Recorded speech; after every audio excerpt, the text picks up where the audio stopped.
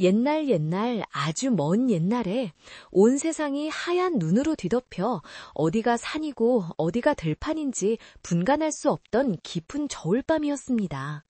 바람은 매섭게 불어와 문풍지를 덜덜 떨게 만들었고 사람들은 모두 따뜻한 아랫목에 모여 앉아 밤이 지나가기만을 기다리고 있던 그런 시절이었습니다.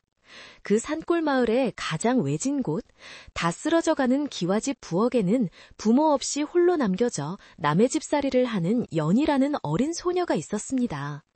연희는 차가운 부엌 바닥에 쭈그리고 앉아 주인집 식구들이 설날 아침에 먹을 만두를 빚고 있었는데 손등은 꽁꽁 얼어터져 피가 맺혀 있었고 얇은 저고리 하나로는 살을 파고드는 추위를 막을 수가 없어 어깨를 잔뜩 움츠린 채 입김을 호호 불어가며 겨우 일을 하고 있었습니다. 부엌 한 구석에 걸린 가마솥에서는 허연 김이 뭉게뭉게 피어오르며 구수한 만두 익는 냄새가 진동하여 하루 종일 굶은 연희의 배를 더욱 고통스럽게 만들었습니다.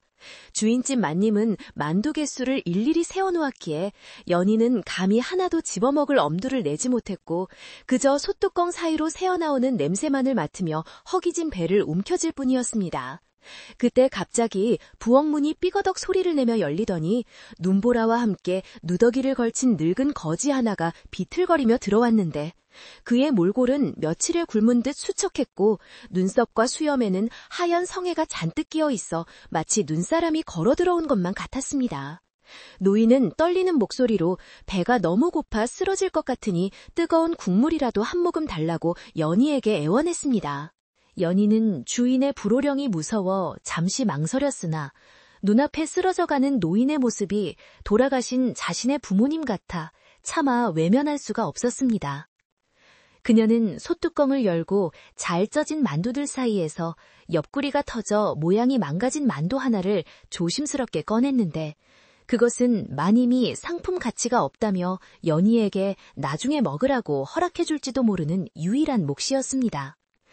연희는 자신의 몫이 될 수도 있었던 그 소중한 만두를 뜨거운 김이 모락모락 나는 채로 바가지에 담아 노인의 떨리는 두 손에 쥐어주며 주인에게 들키면 쫓겨날 수도 있으니 어서 드시고 몸을 녹이라고 조용히 속삭였습니다. 노인은 개걸스럽게 만두를 먹어치우는 대신 그 뜨거운 만두를 소중하게 품에 안고는 깊고 맑은 눈으로 연희를 빤히 바라보았습니다. 노인이 만두를 한 입 베어 물자 신기하게도 부엌 안을 가득 채우던 차가운 외풍이 멈추고 아궁이의 불길이 갑자기 타닥타닥 소리를 내며 힘차게 타오르기 시작했습니다. 노인은 만두를 다 먹고 나서 만족스러운 미소를 지으며 연희에게 다가와 너의 그 착한 마음씨가 이 만두의 맛을 천상의 맛으로 바꾸어 놓았다고 부드럽게 말했습니다. 그는 연희의 혀를 손가락으로 가볍게 톡 치며 이제부터 너는 세상의 모든 재료가 가진 숨겨진 맛을 느끼게 될 것이며 네 손끝에서 만들어지는 음식은 사람들의 영혼을 위로하게 될 것이라는 알 수 없는 말을 남겼습니다. 연희가 깜짝 놀라 눈을 비비는 사이 노인은 옴대간데 없이 사라졌고 부엌 문은 굳게 닫혀 있었으며 밖에는 여전히 거센 눈보라만 휘몰아치고 있을 뿐이었습니다. 그날 밤 이후로 연희에게는 정말 믿을 수 없는 일들이 일어나기 시작했는데 평소처럼 무심코 끓인 콩나물국에서 예전에는 느껴보지 못한 깊고 풍부한 향기가 피어올랐습니다. 연희가 혀끝에 음식을 대기만 해도 그 재료가 어디서 왔는지, 얼마나 햇볕을 받았는지, 물의 기운이 어떠했는지가 그림처럼 머릿속에 펼쳐지며 맛의 조화가 저절로 그려지는 것이었습니다.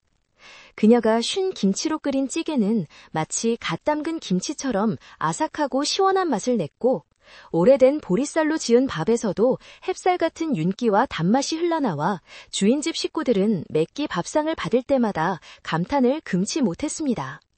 주인은 연희가 부엌 귀신에게 홀린 것이 아닌가 의심하기도 했지만 그녀가 만든 음식 맛이 너무나 황홀하여 아무 말도 하지 못하고 그저 밥그릇을 싹싹 비울 뿐이었습니다.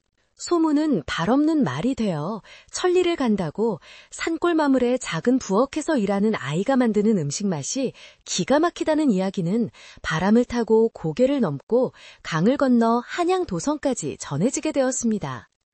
당시 궁궐에서는 임금님이 입맛을 잃어 수라를 거의 들지 못하는 바람에 온 나라가 근심에 잠겨 있었는데 전국의 내로라 하는 요리사들이 같은 진수성찬을 올려도 임금님은 숟가락조차 들지 않아 신하들의 애를 태우고 있었습니다. 결국 궁궐의 상궁들이 산골마을까지 찾아와 연희를 데리고 가게 되었고 연희는 낡은 무명옷 대신 궁녀의 옷을 입고 생전 처음 보는 웅장한 궁궐의 수라관으로 들어가게 되었습니다. 수라관에는 산더미처럼 쌓인 귀한 식재료들과 화려한 그릇들이 질비했지만 연희는 주눅들지 않고 자신이 마을에서 하던 대로 정성을 다해 죽 한 그릇을 끓여 올렸습니다.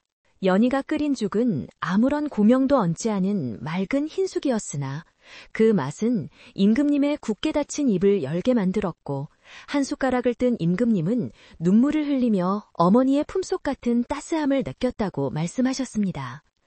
임금님의 입맛을 되살린 공로로 연희는 단숨에 수라간의 정식 라인이 되었고 그녀의 손을 거친 음식들은 궁궐의 연회 때마다 사람들의 찬사를 받으며 전설이 되어갔습니다. 연희는 그 누구도 흉내낼 수 없는 미각을 가지고 있었기에 아무리 까다로운 재료라도 완벽하게 다루어냈고 소금 한 톨, 간장 한 방울의 차이도 귀신같이 알아내어 맛의 균형을 맞추었습니다. 세월이 흘러 연희는 수라간의 최고 책임자인 상궁의 자리에 오르게 되었고 사람들은 그녀를 일컬어 하늘이 내린 미각을 가진 여인이라 하여 천상의 맛이라 칭송했습니다. 하지만 높은 담벼락으로 둘러싸인 궁궐에서의 삶은 화려했지만 연희의 마음 한구석에는 늘 채워지지 않는 외로움이 자리 잡고 있었습니다. 그녀는 자신이 가진 이 신비한 재능을 물려줄 누군가가 있기를 간절히 바랐고 밤마다 장독대에 정화수를 떠놓고 자신을 닮은 예쁜 딸 하나를 점지해달라고 달림에게 빌고 또 빌었습니다. 지성이면 감천이라 했던가 어느 해 늦가을 연희에게 태기가 비쳤고 궁궐은 또 한 번 축제 분위기에 휩싸였는데 사람들은 천상의 미각을 가진 상궁의 아이라면 분명 그 어미를 뛰어넘는 대단한 미식가가 될 것이라며 입을 모아 칭송했습니다. 연희 또한 뱃속의 아이가 발길질을 할 때마다 부엌에서 맛있는 냄새를 맡고 반응하는 것이라 믿으며 행복한 미소를 지었습니다. 다시 눈이 펑펑 쏟아지던 어느 겨울밤, 연희가 거지 노인을 만났던 그날처럼 온 세상이 하얗게 변한 날에 연희는 산통을 시작했습니다.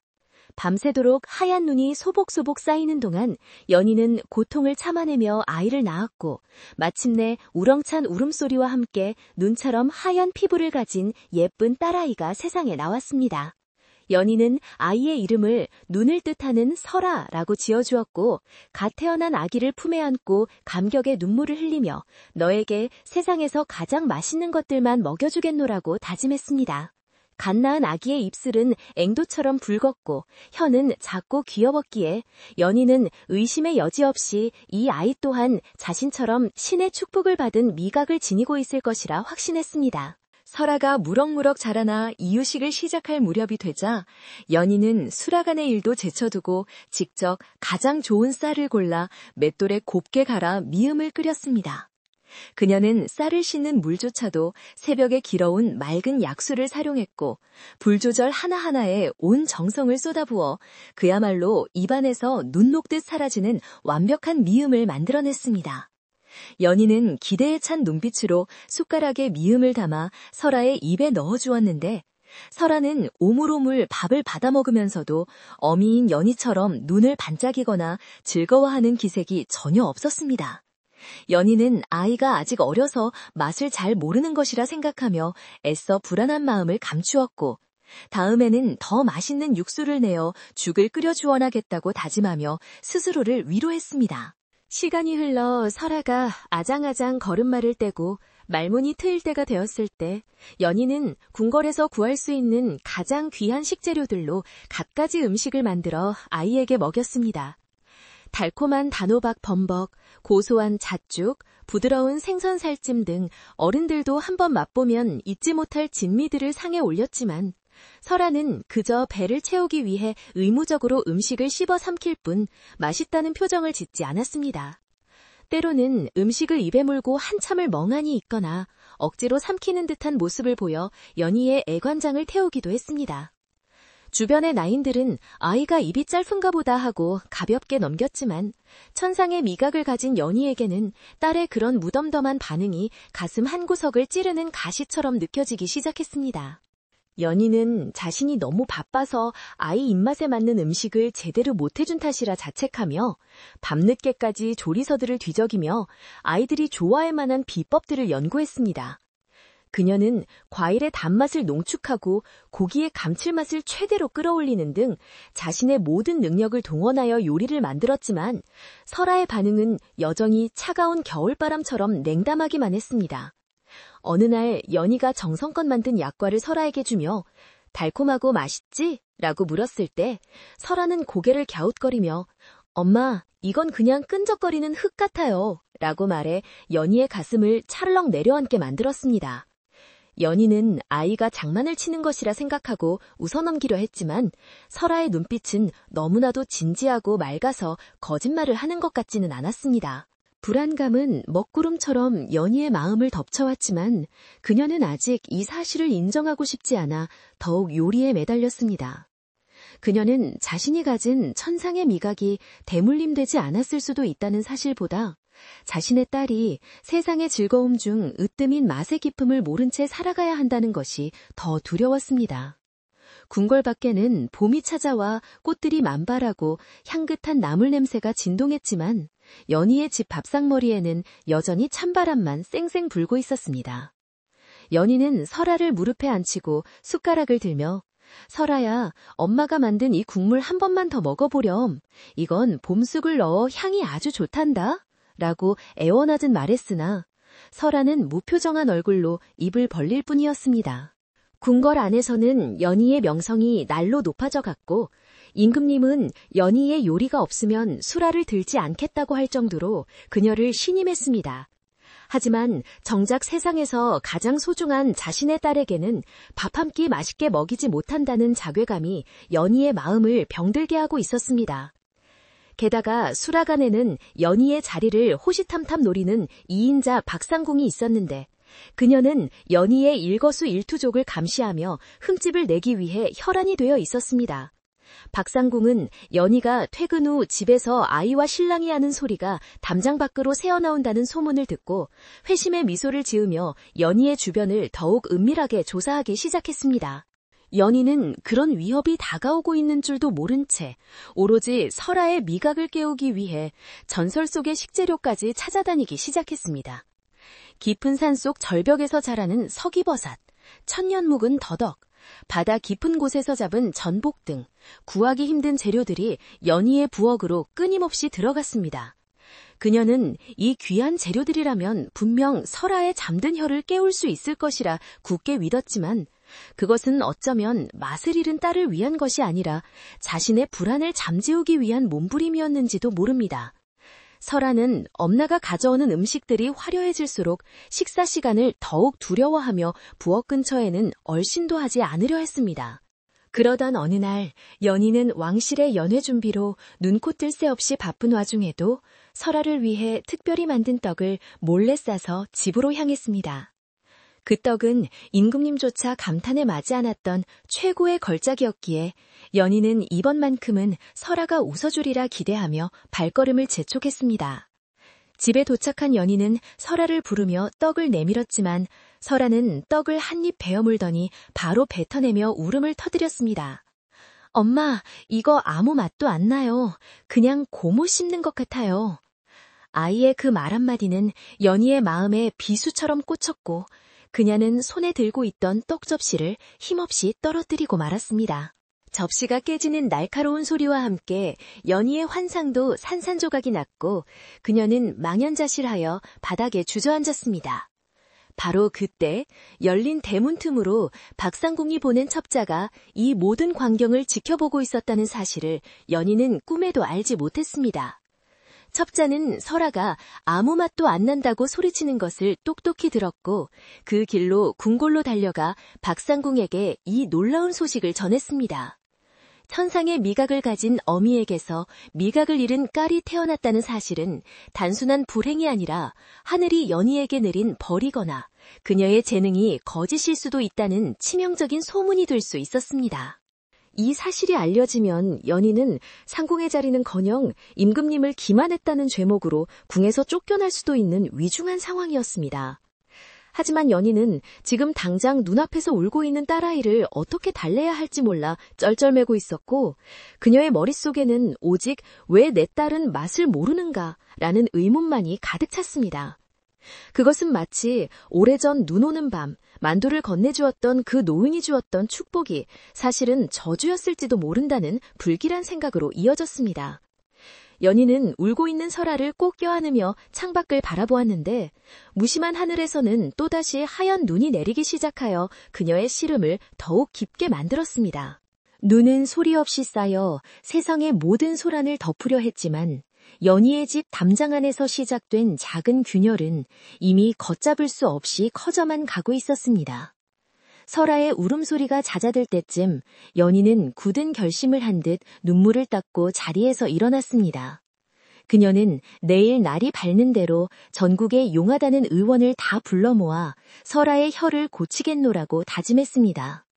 그것이 딸을 위한 사랑인지 아니면 자신의 명예를 지키기 위한 집착인지 그녀 자신조차 구별할 수 없는 혼란 속에서 밤은 점점 깊어만 갔습니다.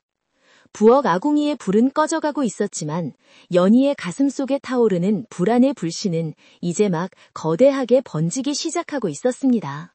밤새 내린 눈은 온 세상을 덮어 평화로워 보였지만 그 눈 아래에는 차가운 땅이 숨겨져 있듯이 연희의 평온했던 삶 아래에도 거대한 시련이 싹트고 있었습니다. 다음 날 아침 궁궐의 수락안에는 이상한 소문이 돌기 시작했습니다. 천상의 맛을 내는 손이 정작 제 자식의 입맛은 맞추지 못한다더라. 혹시 그 재주가 요사스러운 술법은 아닐까? 하는 수군거림이 나인들 사이에서 은밀하게 퍼져나갔습니다. 연희가 출근했을 때 사람들의 눈빛은 어제와 달리 미묘하게 변해 있었고 그 차가운 시선 속에서 연희는 다가올 폭풍을 예감하며 옷깃을 여밀 수밖에 없었습니다. 궁궐의 담장은 높고 견고했지만 사람들의 입을 타고 넘나드는 소문은 그 어떤 담장으로도 막을 수 없는 법이었습니다. 수락안의 2인자였던 박상궁은 연희의 그림자에 가려 빛을 보지 못하는 자신의 처지를 늘 비관하며 연희를 끌어내릴 기회만을 호시탐탐 노리고 있던 차였습니다.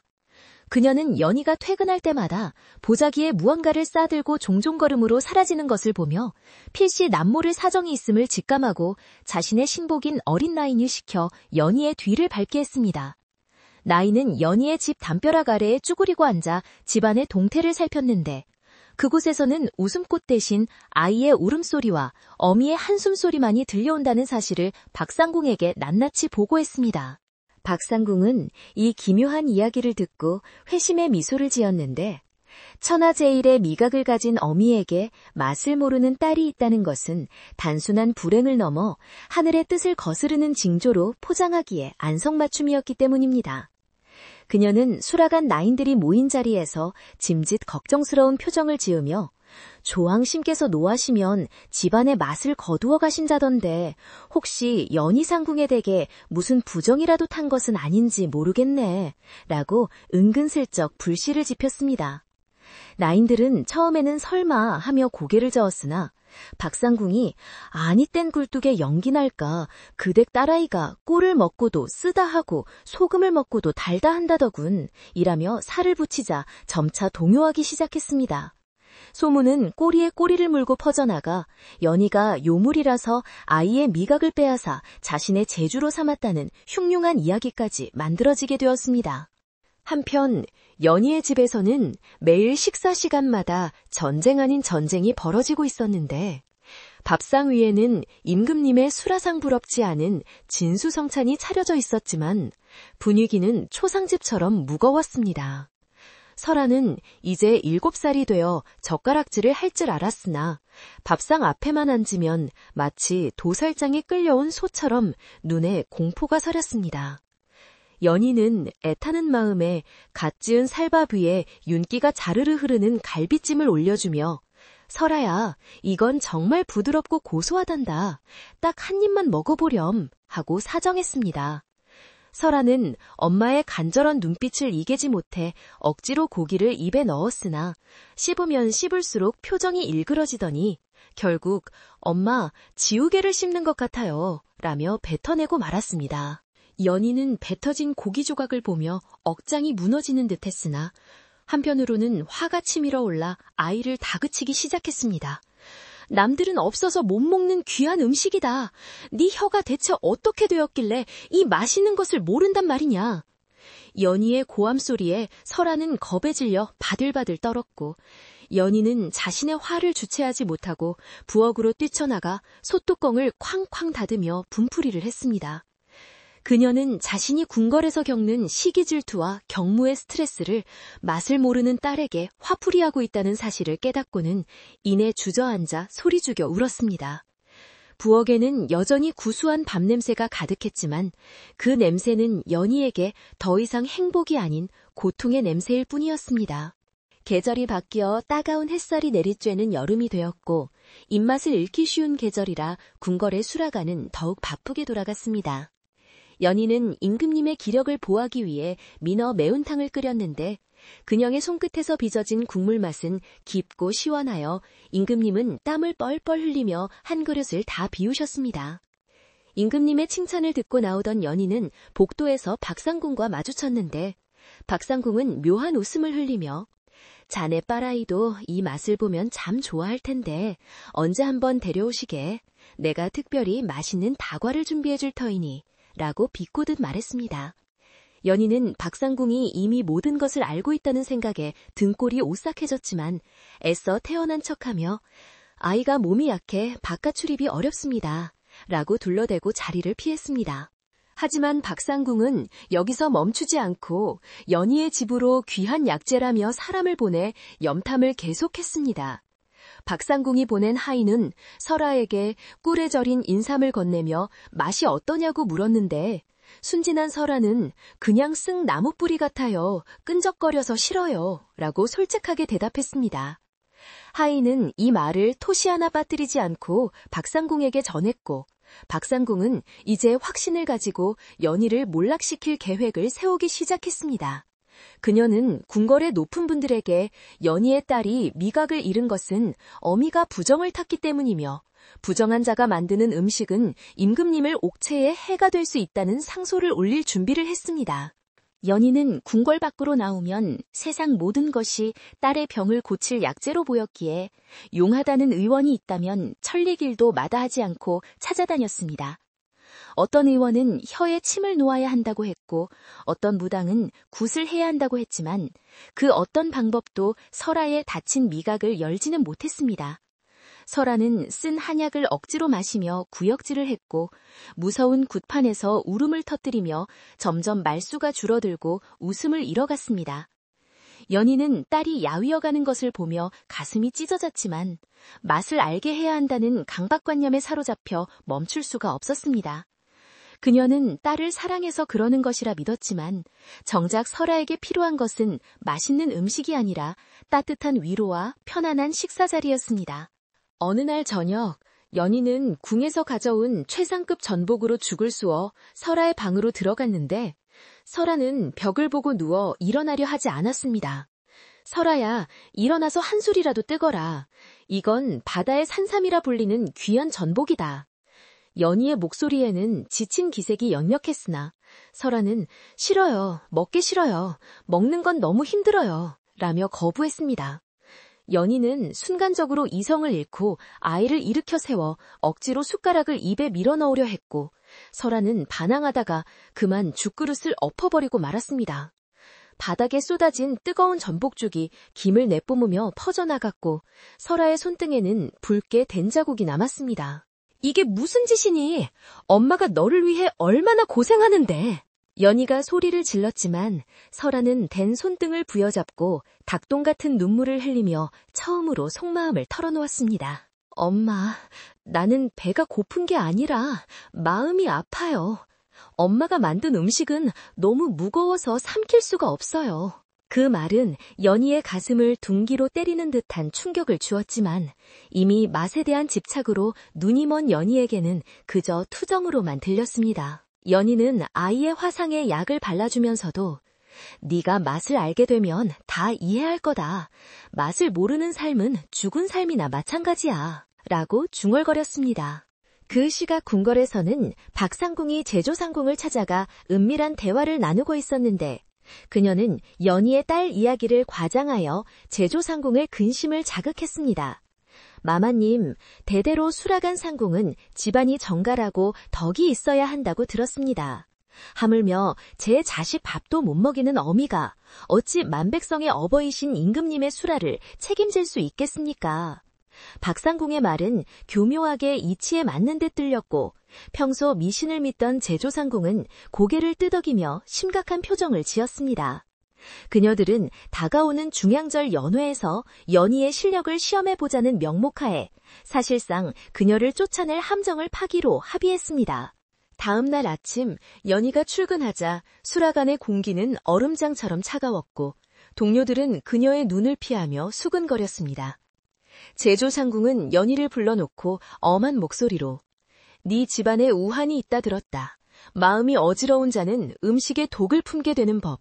당분간 중요한 탕약이나 수라는 박상궁에게 넘기도록 하라 라고 명을 내렸습니다.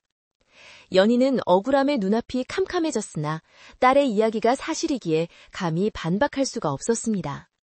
그녀는 수라간의 구석진 곳으로 밀려나 채소를 다듬는 허드렛 일을 하게 되었고 그 자리를 차지한 박상궁은 보란듯이 화려한 요리들을 만들어내며 위세를 떨쳤습니다. 연희는 채소를 다듬으며 칼질을 할 때마다 눈물을 삼켰는데 도마 위로 떨어지는 눈물방울이 채소에 숨을 죽이는 듯했습니다. 그녀는 자신이 잃어버린 것이 단순히 상궁의 자리가 아니라 요리사로서의 자존심과 딸에 대한 믿음이라는 것을 어렴풋이 느끼고 있었습니다. 하지만 그녀는 여전히 포기하지 않고 딸의 미각만 되돌려 놓으면 모든 것이 예전처럼 돌아갈 수 있을 것이라 믿었습니다. 그녀는 퇴근길에 시장에 들러 세상에서 가장 맵다는 고추와 가장 시다는 레몬을 구했는데 이는 자극적인 맛으로라도 혀를 깨워보려는 마지막 발악과도 같은 것이었습니다. 집에 돌아온 연희는 설아를 불러앉히고 고추와 레몬을 내밀며 먹어보라고 했는데 설아는 공포에 질려 뒷걸음질 쳤습니다. 엄나, 무서워요. 안 먹을래요. 설아의 애원에도 불구하고 연희는 이걸 먹어야 혀가 깨어난다. 너도 맛있는 세상을 알아야지. 라며 고추를 잘라 아이의 입에 가져갔습니다. 설아는 억지로 고추를 씹었고 매운맛 대신 혀가 타들어가는 통증만을 느끼며 비명을 질렀습니다. 아이는 맵다는 맛을 느끼는 것이 아니라 그저 아픔이라는 감각만을 느끼며 바닥을 뒹굴었고 그 모습을 본 연희는 그제야 자신이 무슨 짓을 했는지 깨닫고 소스라치게 놀라 고추를 내던졌습니다.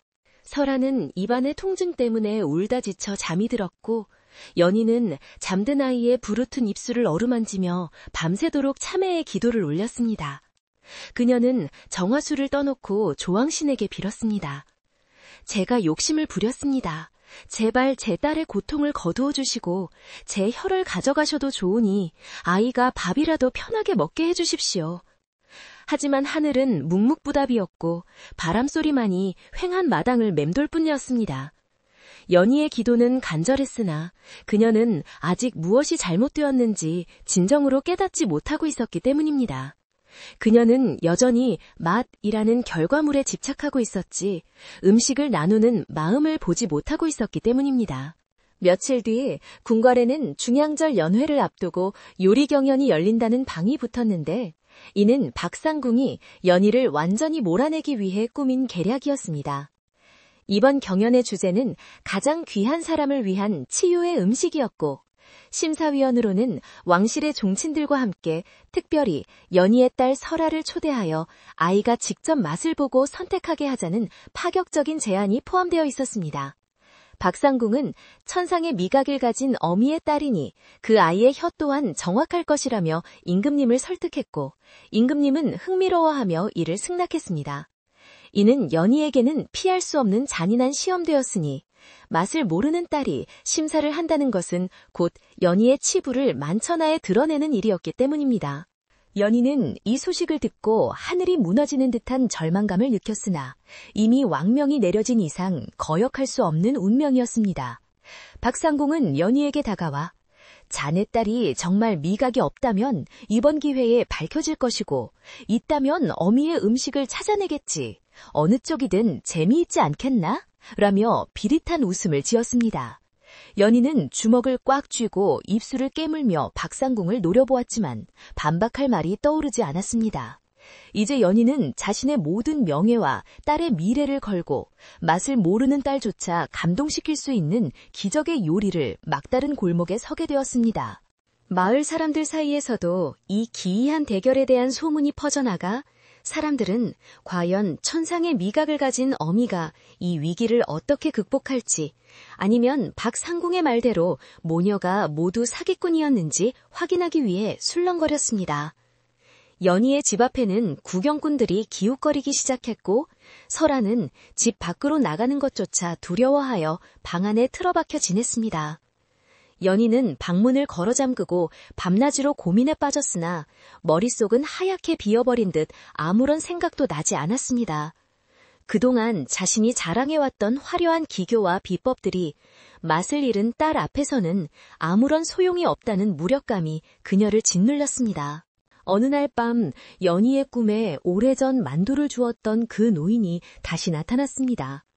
노인은 슬픈 눈으로 연희를 바라보며 혀로 맛보는 것은 찰나이나 마음으로 맛보는 것은 영원하다. 너는 왜 그 쉬운 길을 두고 어려운 길을 헤매느냐? 라는 알쏭달쏭한 말을 남기고 사라졌습니다.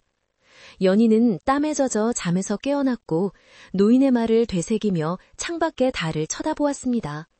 마음으로 맛보는 것이란 대체 무엇인가? 그녀는 수천 번 칼질을 하고 수만 번 간을 보았지만 정작 그 답을 알지 못해 답답한 가슴을 칠 뿐이었습니다. 경연 날짜는 하루하루 다가왔고 연희는 결국 초심으로 돌아가기로 결심했습니다. 그녀는 화려한 재료 대신 자신이 가장 힘들었을 때 위로가 되었던 음식들을 떠올려보려 노력했습니다. 하지만 불안감은 여전히 그녀의 손을 떨게 만들었고 부엌칼을 잡은 그녀의 손에는 식은땀이 배어나왔습니다. 과연 그녀는 이 위기를 넘기고 딸과 함께 웃을 수 있을까요? 아니면 박상공의 계략대로 모든 것을 잃고 비참하게 쫓겨나게 될까요? 운명의 날은 이제 코앞으로 다가왔고 바람은 폭풍전야처럼 고요하게 잠들어 있었습니다. 집안의 공기는 마치 물을 잔뜩 머금은 솜처럼 무겁고 축축하여 숨을 쉬기조차 버거웠고 연희의 집 부엌에서는 밤이 깊도록 칼질 소리가 멈추지 않았습니다. 연희는 다가오는 경연에서 기필코 이겨야 한다는 강박관념에 사로잡혀 잠을 잊은 지 오래였고 그녀의 눈은 붉게 충혈되어 있었으나 손은 기계처럼 움직이며 재료를 다듬고 또 다듬었습니다. 부엌 한 구석에는 전국 각지에서 공수해온 진귀한 식재료들이 산더미처럼 쌓여 있었는데 개중에는 일반 백성들은 평생 구경조차 할 수 없는 귀한 버섯이나 약초들도 섞여 있어 그녀의 절박함을 대변해주고 있었습니다. 연희는 도마 위에 놓인 생선을 노려보며 이 생선의 살점 하나하나가 딸아이의 닫힌 미각을 열어줄 열쇠가 되기를 간절히 기도하고 있었습니다. 그때 부엌문이 조용히 열리며 연희의 어린 시절부터 그녀를 업어 키워준 늙은 유모가 지팡이를 짚고 들어왔는데 그녀의 주름진 얼굴에는 수심이 가득했습니다. 유모는 연희가 며칠째 쌀 한 톨 입에 대지 않고 오로지 요리에만 매달리는 것을 지켜보며 가슴이 타돌아가는 듯한 안타까움을 느끼고 있었습니다. 그녀는 떨리는 손으로 연희의 옷자락을 잡아 끌며 제발 잠시라도 눈을 붙이라고 권하였으나 연희는 유모의 손길을 뿌리치며 지금 자면 영영 깨어날 수 없는 악몽 속으로 떨어질 것만 같다고 고개를 저었습니다. 유모는 한숨을 내쉬며 아궁이 앞에 주저앉아 타오르는 불꽃을 바라보며 혼잣말처럼 중얼거렸습니다. 불이 너무 세면 밥이 타는 법이고 마음이 너무 급하면 맛이 도망가는 법이란다. 유모는 연희가 궁궐에 들어가기 전 눈 오는 날 거지를 대접했던 그 착한 아이였을 때를 생생하게 기억하고 있었습니다. 그녀는 연희에게 다가가 낮은 목소리로 아가, 욕심 많은 어미의 혀는 세상 무엇보다 달콤한 말을 할지 모르나 그 욕심으로 지은 밥은 한겨울 얼음장보다 차갑단다. 라고 뼈있는 말을 던졌습니다. 유모의 말은 연희의 가슴을 쿡 찌르는 듯 했으나 이미 공포와 승부욕에 문이 먼 연희의 귀에는 그저 늙은이의 잔소리로만 들릴 뿐이었습니다. 연희는 유모는 몰라요. 내가 이기지 못하면 설아와 나는 죽은 목숨이나 다름없어요. 라고 대꾸하며 다시 칼을 잡았지만 칼끝은 미세하게 떨리고 있었습니다. 유모는 슬픈 눈으로 연희를 바라보며 다시 한번 입을 열었는데 어쩌면 아이의 혀가 고장난 것이 아니라 아이가 다른 것을 찾고 있는지도 모른다. 네가 주는 그 화려한 음식들 속에 정작 아이가 원하는 것이 빠져있는 것은 아닌지 잘 살펴보거라 라고 단곡히 타일렀습니다. 하지만 연희는 그 말에 참뜻을 헤아릴 겨를이 없었고 오로지 세상에서 가장 자극적이고 강렬한 맛으로 딸의 혀를 깨워야 한다는 생각에만 골몰해 있었습니다. 그녀는 유모의 조언을 뒤로한 채 비단 주머니에 든 귀한 사향과 침향을 꺼내어 육수에 넣기 시작했는데 그 향기가 어찌나 강한지 부엌 전체가 어지러울 지경이었습니다. 날이 밝자 연희는 완성된 요리를 들고 설아의 방으로 향했는데 그 요리는 천하의 미식가들도 감탄할 만큼 화려하고 향이 짙은 오리찜이었습니다. 연희는 자고 있는 설아를 흔들어 깨우며 설아야, 이것 봐라. 엄마가 밤새 만든 요리야. 이 냄새를 맡아봐. 침이 고이지 않니? 라고 다급하게 물었습니다. 설아는 부시시한 눈을 비비며 일어나 앉았지만 코를 찌르는 강한 향기에 인상을 찌푸리며 고개를 돌렸습니다. 엄마, 냄새가 너무 독해요. 머리가 아파요. 설아의 거부에도 불구하고 연희는 숟가락에 고기를 듬뿍 얹어 아이의 입에 가져다 대며 제발 한 입만 먹어보라고 애원했습니다. 설아는 엄마의 기세에 눌려 억지로 입을 벌리고 고기를 받아 먹었으나 몇 번 씹기도 전에 헛구역질을 하며 요강에 뱉어내고 말았습니다. 엄마, 이건 썩은 나무 맛이 나요. 혀가 따끔거리고 목이 막혀요. 설아의 말에 연희는 충격을 받아 들고 있던 그릇을 떨어뜨릴 뻔했습니다. 자신이 밤새 정성을 다해 아니 욕심을 다해 만든 최고의 요리가 딸에게는 고통스러운 독약이나 다름없다는 사실을 인정하기가 너무나 힘들었기 때문입니다. 연희는 바닥에 주저앉아 울부짖으며 대체 무엇이 문제란 말이냐? 남들은 없어서 못 먹는 것을 왜 너만 못 먹느냐? 라며 아이를 탓하기 시작했습니다. 설아는 엄마의 고함 소리에 겁에 질려 이불 속으로 파고들며 엉엉 울었고 방 안은 순식간에 비극의 현장으로 변해버렸습니다. 연희는 울고 있는 딸을 달래줄 생각도 하지 못한 채 흩어진 음식 조각들을 멍하니 바라보며 자신의 요리 실력이 사라진 것은 아닌지 아니면 정말 저주를 받은 것인지 의심하기 시작했습니다. 그때 대문 밖에서 웅성거리는 소리가 들려왔고 박상궁이 보낸 전령이 도착하여 경연의 날짜와 규칙이 적힌 서찰을 전해주었습니다. 서찰에는 천상의 맛을 검증하는 자리, 거짓된 혀는 벌을 받을 것이다 라는 문구가 적혀 있어 연희의 불안감을 극도로 증폭시켰습니다. 박상궁은 이미 궁궐 안팎에 소문을 퍼뜨려 이번 경연이 단순한 요리 대결이 아니라 연희의 모성애와 진실성을 심판하는 자리가 되도록 판을 짜놓았습니다. 그녀는 사람들을 시켜 연희상궁이 딸을 학대하여 미각을 잃게 했다거나 원래 실력이 없는데 요술을 부렸다는 헛소문을 퍼뜨렸고 마을 사람들은 흥미진진한 표정으로 이 사태를 관망하고 있었습니다. 연희는 벼랑 끝에 몰린 심정으로 다시 부엌으로 돌아가 이번에는 더 비싸고 구하기 힘든 재료들을 찾아내기 위해 상인들을 닥달하기 시작했습니다.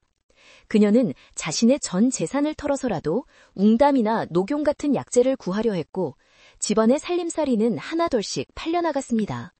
유모는 가산이 탕진되어 가는 것을 보며 연희를 말렸지만 연희는 이 돈이 문제예요?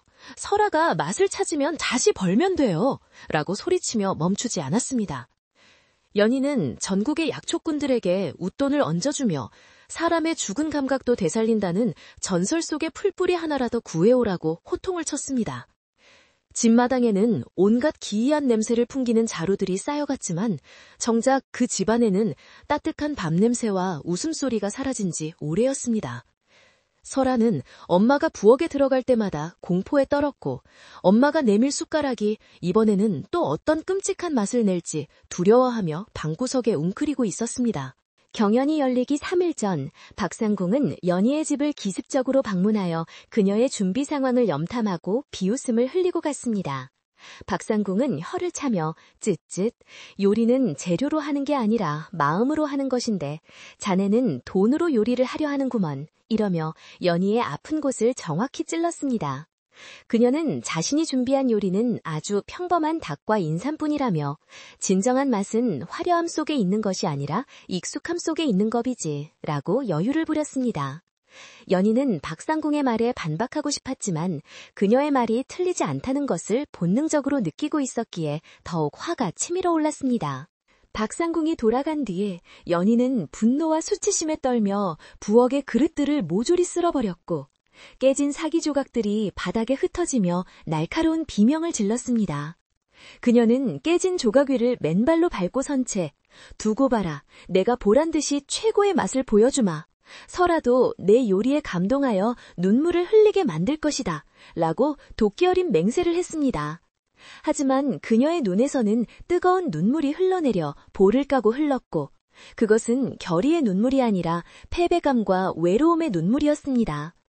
그녀는 자신이 지금 요리를 하는 것인지 전쟁을 하는 것인지 분간할 수 없게 되었고 요리의 즐거움은 이미 증발해버린 상태였습니다. 경연 전날 밤 연희는 마지막으로 설아의 혀를 시험해보기 위해 100년 묵은 산삼과 꿀을 달여 만든 탕약을 들고 아이에게 갔습니다.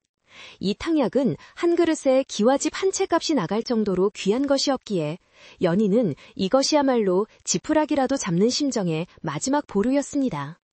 설아야, 이건 정말 귀한 약이다. 이걸 마시면 눈이 번쩍 뜨이고 입맛이 돌아올 거야. 연희의 목소리는 떨리고 있었고 설아는 엄마의 광기 어린 눈빛에 눌려 거부조차 하지 못하고 약사발을 들었습니다. 아이는 숨을 꾹 참고 탕약을 들이켰으나 목구멍으로 넘어가는 순간 왈칵 토해내며 고통스러워했습니다. 쓰다, 너무 써요 엄마. 흙탕물을 마시는 것 같아요. 설아는 울먹이며 말했고 연희는 바닥에 쏟아진 그 귀한 탕약을 보며 넋을 잃었습니다. 돈으로도 정성으로도 귀한 재료로도 아이의 혀를 열 수 없다는 사실이 명백해지자 연희는 모든 희망을 잃고 깊은 절망의 나락으로 떨어졌습니다. 그녀는 설아를 안아줄 생각도 못하고 비틀거리며 방을 나갔고 차가운 마루에 누워 밤하늘을 올려다보았습니다. 하늘에는 무심하게도 둥근 보름달이 떠 있어 그녀의 비참한 모습을 환하게 비추고 있었는데 달빛이 너무나 밝아 연희의 눈을 시리게 만들었습니다. 그때 담장 너머로 박상궁의 집에서 들려오는 웃음소리가 연희의 귀를 때렸는데 그것은 승리를 확신하는 자들의 여유로운 웃음이었습니다. 연희는 그 소리를 들으며 이를 갈았지만 내일 경연에서 무엇을 내놓아야 할지 머릿속이 하얘져 아무런 생각도 나지 않았습니다. 그녀는 자신이 가진 천상의 미각이라는 재능이 사실은 축복이 아니라 저주였을지도 모른다는 생각을 다시 한번 하게 되었습니다. 맛을 너무 잘 알기에 맛을 모르는 고통을 견딜 수 없었고 그로 인해 자신과 딸을 벼랑 끝으로 몰고 갔다는 자책감이 밀려왔습니다. 새벽닭이 울기 시작하자 연희는 뜬 눈으로 밤을 지새운 채 자리에서 일어났고 그녀의 얼굴은 반쪽이 되어 있었습니다. 그녀는 부엌으로 들어가 마지막으로 칼을 갈았는데 슥싹거리는 숫돌 소리가 새벽의 정적을 가르며 서글프게 울려 퍼졌습니다. 그녀는 무엇을 만들지 결정하지 못한 채 그저 습관처럼 도구들을 챙겨 바구니에 담았고 그 모습은 마치 전쟁터로 떠나는 병사가 아니라 형장으로 끌려가는 죄수처럼 처량해 보였습니다. 유모는 문 밖에서 그 모습을 지켜보며 소리 없이 눈물을 훔쳤고 부디 연희가 경연장에서라도 깨달음을 얻기를 간절히 빌었습니다. 경연장은 연희의 집 마당으로 정해졌는데 이는 마을 사람들과 왕실의 종친들이 모두 지켜보는 가운데 공정하게 심사하기 위함이었습니다. 아침부터 사람들이 구름처럼 몰려들어 마당을 가득 채웠고 높은 대청마루에는 심사위원석이 마련되어 엄숙한 분위기를 자아냈습니다. 설아는 곱게 단장한 채 가장 높은 자리에 앉혀졌지만 아이의 표정은 겁에 질려 창백했고 작은 손은 쉴 새 없이 옷자락을 비틀고 있었습니다. 박상궁은 화려한 가마를 타고 등장하여 사람들의 환호를 받았고 그녀의 뒤따르는 나인들은 자신만만한 표정으로 식재료들을 날랐습니다. 연희는 초라한 행색으로 부엌에서 나왔는데 그녀를 바라보는 사람들의 시선은 동정 반 호기심 반이었습니다. 저 사람이 그 유명한 천상의 미각이라지? 딸을 굶긴다는 소문이 진짜일까? 사람들의 수군거림이 연희의 귀에 화살처럼 꽂혔지만 그녀는 애써 귀를 막고 조리대 앞에 섰습니다. 사회자가 경연의 시작을 알리는 북을 울리자 둥둥거리는 북소리가 연희의 심장 박동과 겹쳐지며 긴장감을 고조시켰습니다. 박상궁은 능숙한 솜씨로 닭을 손질하며 요리를 시작했고 구수한 인삼향기가 퍼지자 사람들은 군침을 삼키며 탄성을 질렀습니다. 반면 연희는 멍하니 도마 앞에 서서 칼만 쥐고 있을 뿐 아무런 움직임도 보이지 않아 사람들을 의아하게 만들었습니다. 그녀의 눈앞에는 수많은 재료들이 놓여 있었지만 그 어떤 것도 딸의 입맛을 맞출 수 없을 것 같다는 두려움이 손발을 묶어버린 것이었습니다. 시간은 속절없이 흘러가고 있었고 박상궁 쪽에서는 이미 맛있는 냄새가 진동하여 승부가 기운 듯 보였습니다. 연희의 이마에서는 식은땀이 비오듯 쏟아갔고 그녀는 관중석에 앉아있는 유모와 눈이 마주쳤습니다. 유모는 간절한 눈빛으로 연희를 바라보며 가슴에 손을 얹어 보였는데 그것은 마음으로 하라는 무언의 신호였습니다. 연희는 그제야 떨리는 손으로 물을 집어들었는데 그것은 화려한 약재도 아니고 귀한 고기도 아닌 겨우내 땅속에 묻혀있던 투각한 겨울무였습니다. 그녀는 자신이 왜 이 물을 집었는지 알 수 없었지만 무의 차가운 감촉이 손끝에 전해지자 비로소 정신이 맑아지는 것을 느꼈습니다. 그녀는 심호흡을 한번 하고 칼을 들어 무를 썰기 시작했고 사각사각 무 썰리는 소리가 경연적의 소음을 뚫고 맑게 울려 퍼졌습니다. 이것이 그녀의 마지막 요리가 될지 아니면 새로운 시작이 될지는 아무도 알 수 없었으나 연희는 운명의 몸을 맡긴 채 칼질을 계속했습니다.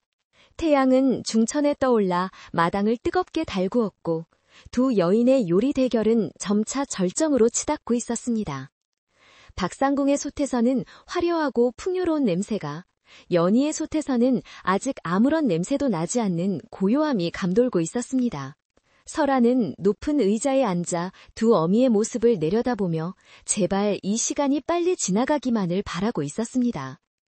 아이의 눈에는 맛있는 음식에 대한 기대가 아닌 이 끔찍한 상황에서 도망치고 싶은 간절함만이 가득 차 있었습니다. 이제 곧 운명의 시식 시간이 다가오고 있었고 그 결과는 누구도 예측할 수 없는 방향으로 흐르려 하고 있었습니다.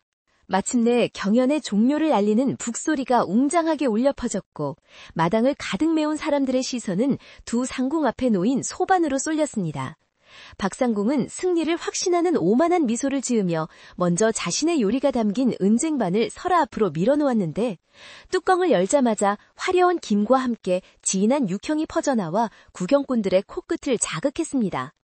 그것은 산해진미를 8가지나 넣어 푹 고하는 팔보 삼계탕으로 국물 위에는 금가루가 뿌려져 있어 눈이 부실 정도로 화려했으며 냄새만 맡아도 기력이 솟아날 것 같은 천하의 보양식이었습니다.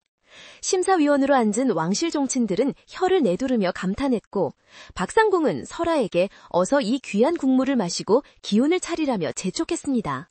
설아는 눈앞에 놓인 화려한 그릇을 보며 주저주저 숟가락을 들었지만 아이의 표정은 마치 독약을 앞에 둔 사람처럼 어두웠습니다. 박상궁의 강권에 못 이겨 국물을 한 숟가락 떠서 입에 넣은 설아는 삼키기도 전에 얼굴을 찡그리며 고개를 세차게 저었습니다. 이건 너무 끈적거리고 무거워요. 마치 진흙탕을 마시는 것 같아서 숨을 쉴 수가 없어요. 설아의 예상치 못한 혹평에 박상궁의 얼굴은 불구락 푸르락해졌고 그녀는 네 혀가 천박하여 이 귀한 맛을 모르는구나 라며 소리를 질렀습니다. 하지만 설아는 숟가락을 내려놓으며 입안에 남은 기름진 맛을 헹구고 싶다는 듯 물만 찾을 뿐이었습니다. 이제 순서는 연희에게 넘어왔고 사람들은 그녀가 과연 어떤 요리로 박상궁의 화려함을 이길 수 있을지 숨을 죽이고 지켜보았습니다. 연희는 떨리는 손으로 자신이 준비한 요리를 내놓았는데 그것은 그녀가 전 재산을 털어 구한 희귀한 버섯과 전복을 이용해 만든 전복초였습니다. 연희는 이 요리야말로 재료의 맛을 최상으로 끌어올린 자신의 역작이라 믿었기에 간절한 눈빛으로 설아를 바라보며 설아야, 이건 정말 부드럽고 달콤하단다. 엄마를 믿고 한 입만 먹어다오. 라고 애원했습니다. 설아는 엄마의 눈에 고인 눈물을 보고 마음이 약해져 조심스럽게 전복 한 조각을 입에 넣고 오물오물 씹기 시작했습니다. 경연장은 침 한 번 삼키는 소리조차 들리지 않을 정도로 고요해졌고 연희는 딸을 입술이 움직이는 모습을 보며 심장이 터질 것 같은 긴장감을 느꼈습니다. 하지만 기대와 달리 설아의 씹는 속도는 점점 느려지더니 이내 숟가락을 힘없이 내려놓으며 슬픈 목소리로 말했습니다. 엄마, 아무 맛도 안 나요. 그냥 차가운 고물을 씹는 것 같아요.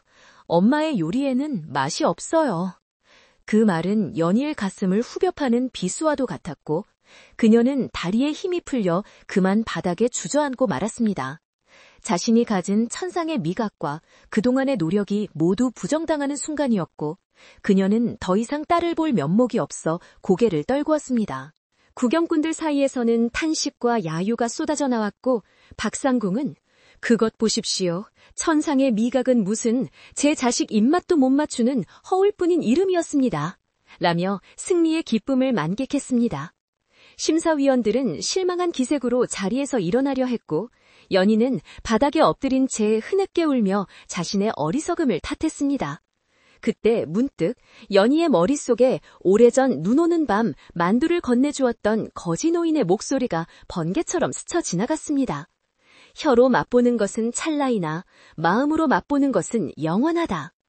연희는 그제야 자신이 무엇을 잘못했는지 깨달았습니다.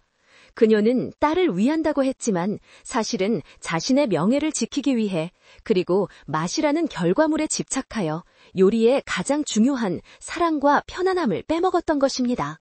연희는 눈물 범벅이 된 얼굴을 들고 심사위원들을 향해 제발 한 번만 더 기회를 주십시오. 제가 진짜 해야 할 요리를 아직 하지 못했습니다. 라고 외쳤습니다. 사람들은 이미 승부가 났다고 수군거렸지만 평소 연희의 성품을 아끼던 종친 한 분이 고개를 끄덕이며 마지막 기회를 허락했습니다. 연희는 화려한 재료들이 널려있는 조리대를 모두 치워버리고 구석에 놓여있던 작은 옹기솥 하나와 맑은 물 그리고 하얀 쌀 한 줌만을 남겼습니다. 그녀는 화려한 비단 앞치마를 벗어던지고 소매를 걷어붙인 채 쌀을 씻기 시작했는데 그 손길은 예전처럼 기교를 부리는 것이 아니라 마치 아기를 씻기듯 조심스럽고 경건했습니다. 연희는 쌀을 씻으며 지난날 자신이 딸에게 강요했던 맛의 폭력들을 떠올리며 회한의 눈물을 흘렸습니다. 쌀뜨물에 그녀의 눈물이 섞여 들어갔고 그녀는 아궁이에 불을 지피며 마음속에 욕심을 태워버리듯 불꽃을 조절했습니다. 솥에 쌀과 물을 넣고 끓이기 시작하자 보글보글거리는 소리가 경연장의 소란을 잠재우듯 평화롭게 울려 퍼졌습니다. 그녀는 주걱으로 죽을 저으며 주문을 외우듯 속삭였습니다. 아프지 마라, 내 딸아. 배고프지 마라, 내 아가.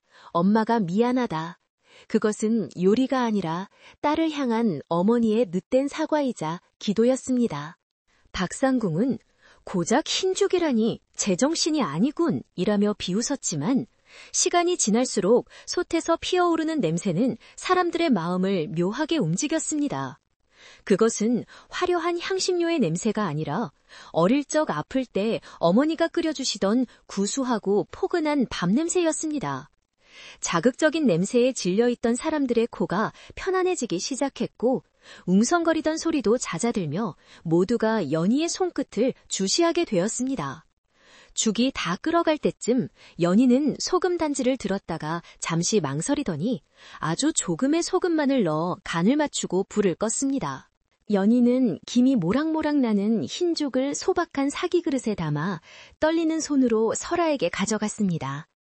아무런 고명도 반찬도 없는 그저 하얀 죽 한 그릇이었습니다. 연희는 무릎을 꿇고 설아와 눈을 맞추며 이번에는 맛있다는 말 대신 따뜻할 거야 엄마가 호호 불어줄게 라고 부드럽게 말했습니다.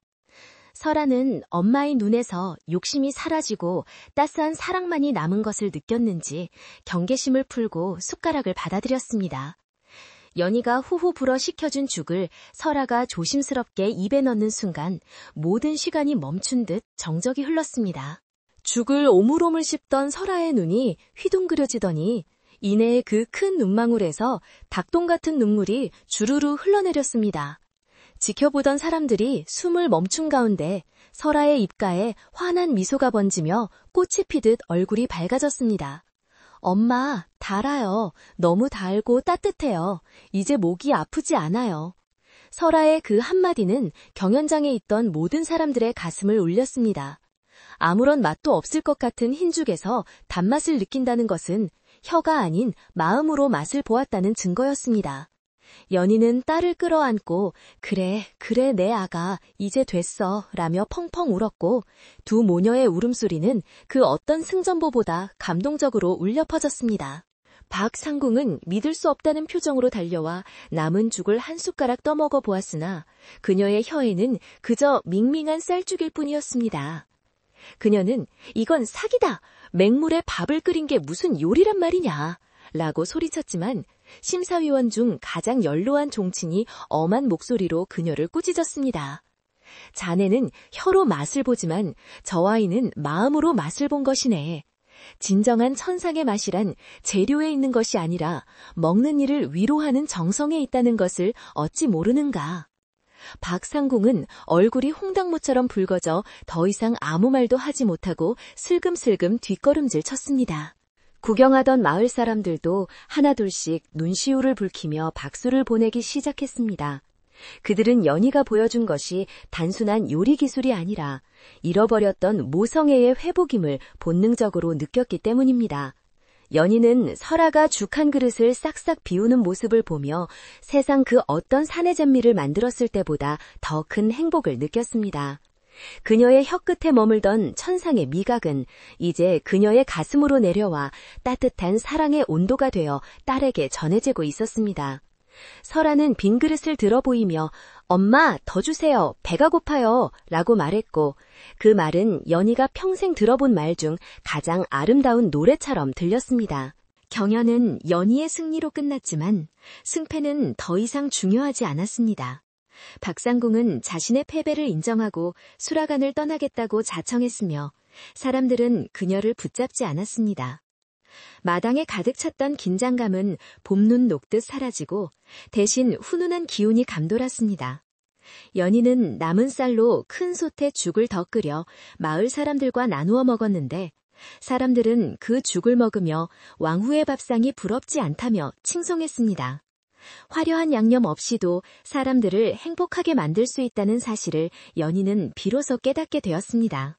해가 뉘엿뉘엿 서산으로 넘어가고 주홍빛 노을이 마당을 물들일 때쯤 사람들은 하나둘 집으로 돌아갔습니다. 북적이던 마당은 다시 고요해졌지만 예전에 차갑고 쓸쓸했던 정막과는 달랐습니다. 부엌 아궁이에는 여전히 따뜻한 불씨가 남아있었고 그 온기는 집안 구석구석으로 퍼져나가 냉기를 몰아냈습니다. 연희는 설아의 손을 잡고 퇴마루에 앉아 붉게 물드는 하늘을 바라보았습니다. 설아의 얼굴에는 홍조가 돌았고 잡은 손은 따뜻했습니다. 엄마, 아까 먹은 죽 정말 하늘에서 내려온 맛 같았어요. 설아가 연희의 어깨에 귀대며 속삭였습니다. 연희는 딸의 머리를 쓰다듬으며 그게 바로 엄마가 너를 사랑하는 맛이란다 라고 대답했습니다. 이제 연희는 더 이상 딸의 미각을 굳히기 위해 전전긍긍하지 않을 것입니다. 딸은 맛을 모르는 것이 아니라 사랑이 담기지 않은 껍데기뿐인 맛을 거부했던 것임을 알게 되었기 때문입니다. 두 모녀는 서로의 체온을 느끼며 오래도록 그렇게 앉아 있었고 밤이 찾아오자 하늘에는 별들이 총총히 떠올라 그들을 축복하듯 반짝였습니다. 그날 밤 연희는 설아를 품에 안고 자장가를 불러주었습니다. 설아는 엄마의 품에서 편안하게 잠이 들었고 연희 또한 오랜 불면의 밤을 끝내고 깊은 단잠에 빠져들었습니다. 꿈속에서 연희는 다시 그 거지 노인을 만났는데 노인은 빙그레 웃으며 연희에게 엄지를 치켜 세워 보이고는 눈보라 속으로 사라졌습니다. 연희는 잠결에도 미소를 지으며 내일 아침에는 설아에게 갓 지은 따뜻한 밥에 구수한 된장국을 끓여주겠노라고 다짐했습니다. 이제 그녀의 집 부엌에서는 화려한 요리 대신 소박하지만 사랑이 가득 담긴 진짜 천상의 맛이 매일매일 피어날 것입니다. 궁궐에서의 소란스러웠던 경연이 끝나고 얼어붙었던 땅이 녹아내리며 산과 들에는 아지랑이가 피어오르는 따스한 봄이 찾아왔습니다.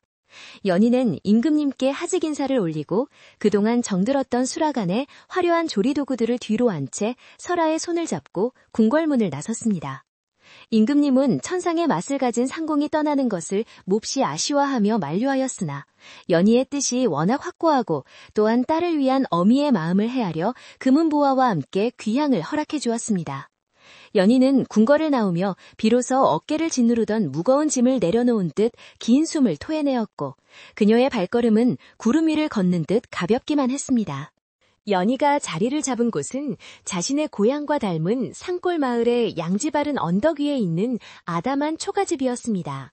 그곳은 화려한 단정도 없고 높은 담정도 없었지만 마당에는 앵두나무가 자라고 뒤뜰에는 맑은 시냇물이 흐르는 평화로운 곳이었습니다. 연희는 비단옷 대신 헐렁한 무명옷으로 갈아입고 밭을 일구며 흙을 만지는 농부의 삶으로 돌아갔습니다. 그녀의 손은 이제 귀한 전복이나 송이버섯을 담는 대신 텃밭에서 자라는 상추와 쑥갓을 뜯고 호미질을 하느라 토박해졌지만 그 손끝에서 풍기는 냄새는 그 어느 때보다 향긋하고 싱그러웠습니다. 처음 시골집에 왔을 때 설아는 낯선 환경에 조금 어리둥절해했으나 곧 자연의 품에 안겨 흙장난을 치며 활기를 되찾아갔습니다.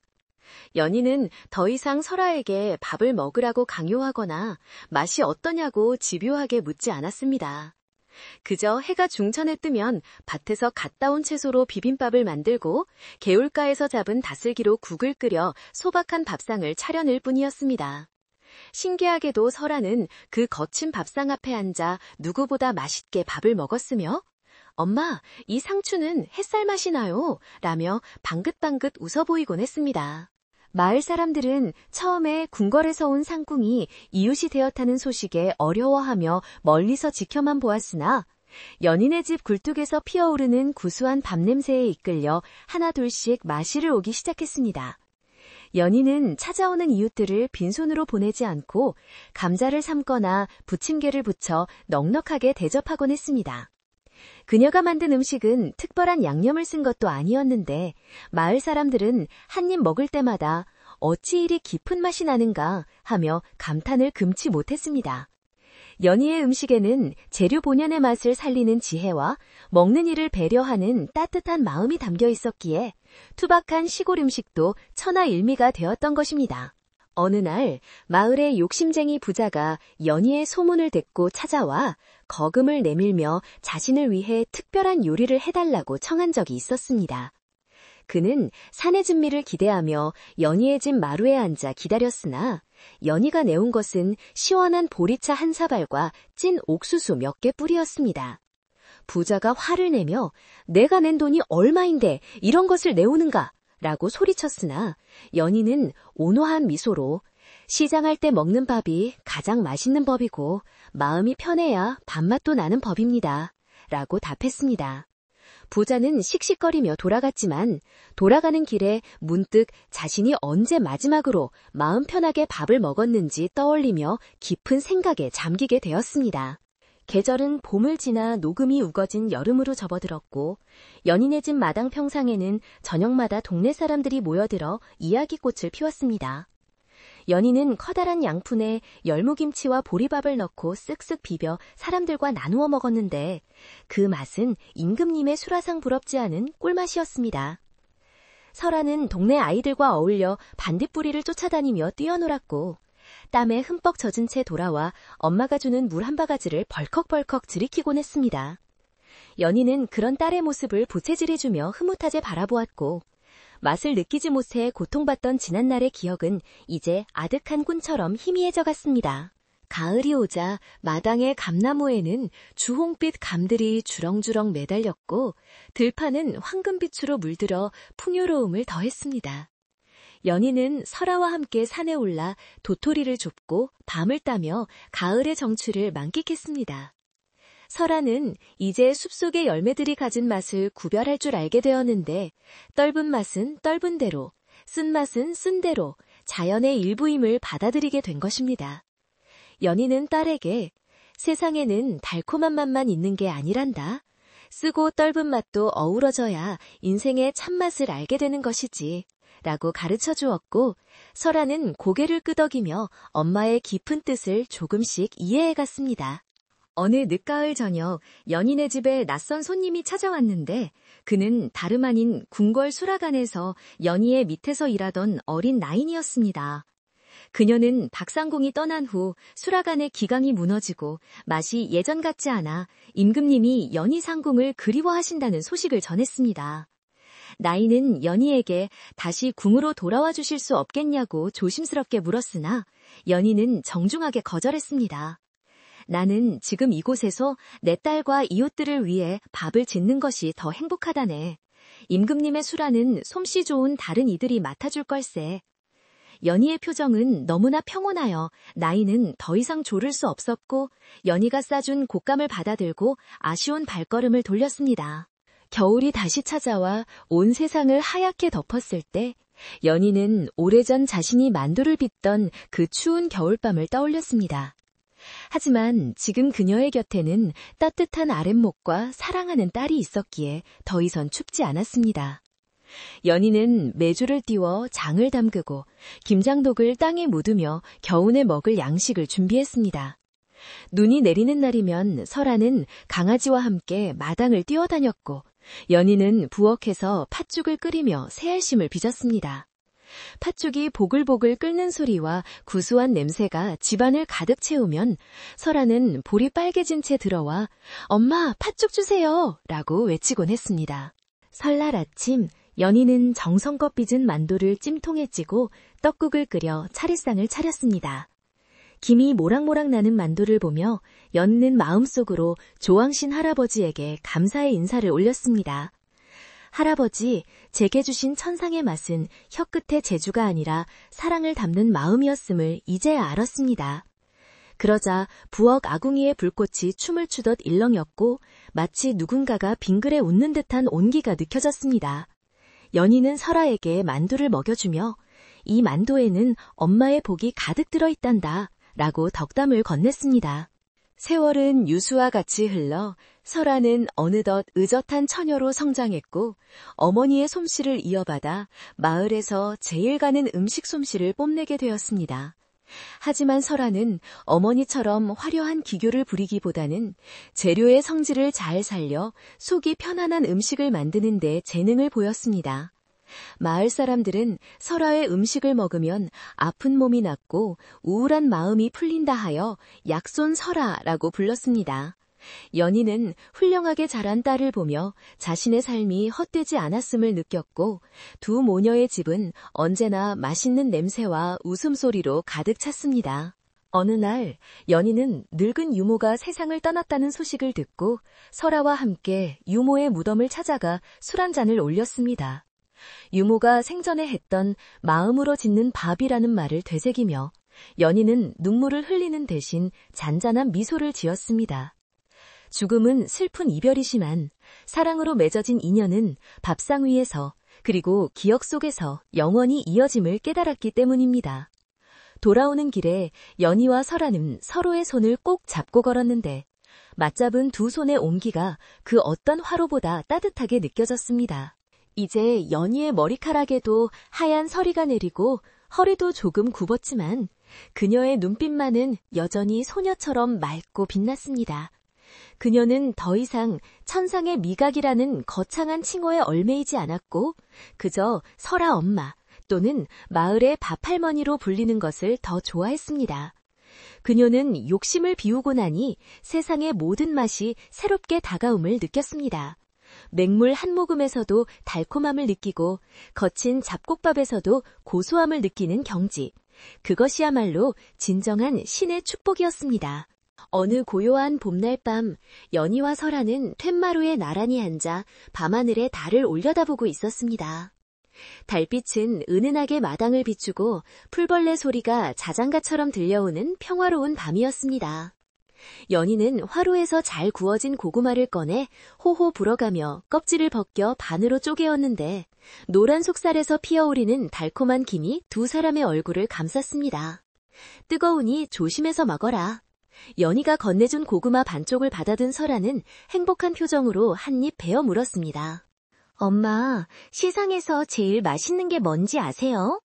설아가 오물오물 고구마를 씹으며 물었습니다. 연희가 웃으며 고개를 젓자 설아는 엄마의 어깨에 머리를 기대며 속삭였습니다. 바로 엄마랑 이렇게 앉아서 먹는 고구마예요. 연희는 딸의 말을 듣고 가슴이 뭉클해져 딸의 손을 쓰다듬었습니다. 아무리 값비싼 요리도 아무리 화려한 식탁도 사랑하는 사람과 함께 나누는 이 소박한 고구마 한 조각의 맛을 이길 수는 없다는 것을 두 사람은 너무나 잘 알고 있었습니다. 밤바람이 살랑살랑 불어와 앵두나무 가지를 흔들었고 처마 밑의 풍경이 댕그랑 소리를 내며 고요를 깨뜨렸습니다. 연희는 밤하늘의 별들이 마치 소금처럼 반짝인다고 생각했습니다.